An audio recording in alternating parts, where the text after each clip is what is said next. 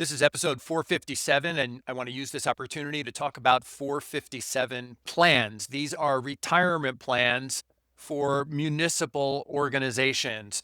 For all practical matters, 457 plans look, act, smell, appear like 401k plans in the sense that you put money in as a participant on a pre-tax basis.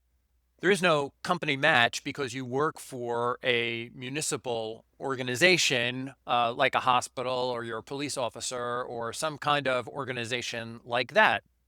So the one large difference that you need to know is that participants in 457 plans have a very favorable tax break that you don't find in a 401k or in an IRA.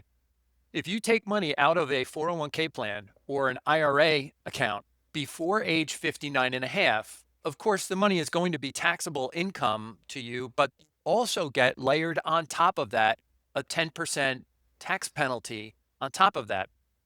A 457 plan does not carry that 10% penalty. That's actually pretty favorable for a participant. Imagine, for instance, a police officer who works 20 years on the job or 25 years on the job, and they're retiring at 48, 51, 53 years old.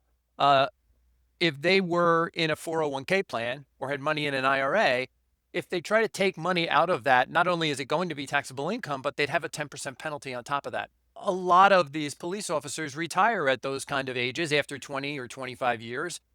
They can tap into this money right away. They know, or they should know, that it's going to be taxable income, just as if they earned it, but no 10% penalty. That's a huge, huge tax break. If you know someone who is a participant in a 457 plan, tell them that they should watch this video and that they should be encouraged to keep that money in their 457 plan.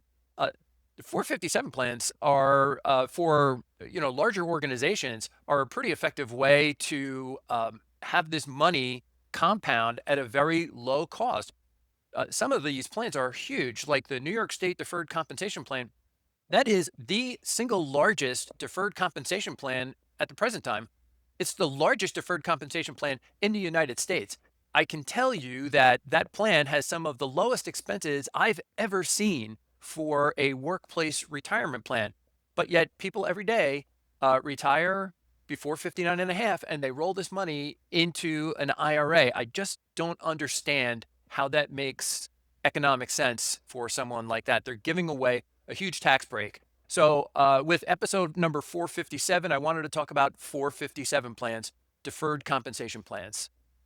Thanks for watching.